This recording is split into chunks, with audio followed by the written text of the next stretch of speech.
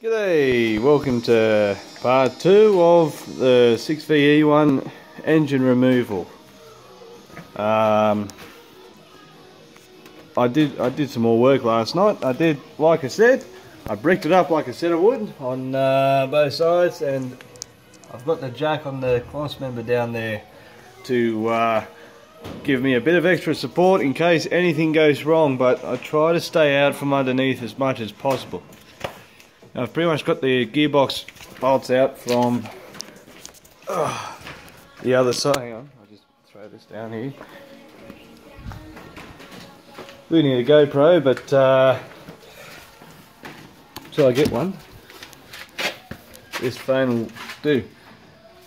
I found it easier to get that manifold off, like with the wheel out and everything, undo the flange first, because the flange needs to be held still while you undo those bolts. They're pretty tight. Once that's done, undo these manifold bolts, because there's a couple of, right, there was one bolt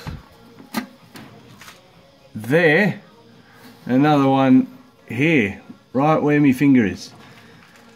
Had to get the exhaust off to get to that, so that's what I've done. A lot of things can stay on this engine, but a couple of things will have to come off, which, now if I could film as I worked, I would, but I'll try and step you through as much and as detailed as possible, because being on the internet, on YouTube, I haven't found any other videos of one of these engines getting pulled out. There's one engine, there's one video where these blokes, geez, I forget their name. They always say, if we can't fix it, no one else can. They pull one out of a 3.2 out of an earlier model and do the bottom end. It's actually a good watch. They do it in a series.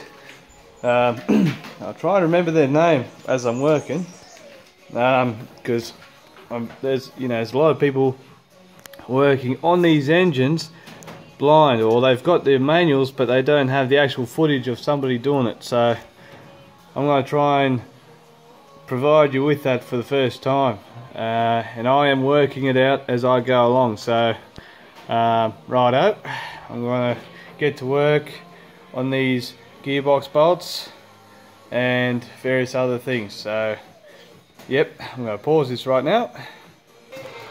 Alright, I'm going to show you a trick. It's a trick I learnt of a bloke. He had it passed down from a bloke, and I'm going to pass it down to you guys if you don't already know this trick. I've been using this trick all day. These bolts are pretty tight, and sometimes you just don't have the leverage on one spanner. You can't get a cracking bar up there, so what you do, if I can get a better view, I don't know if you can see that,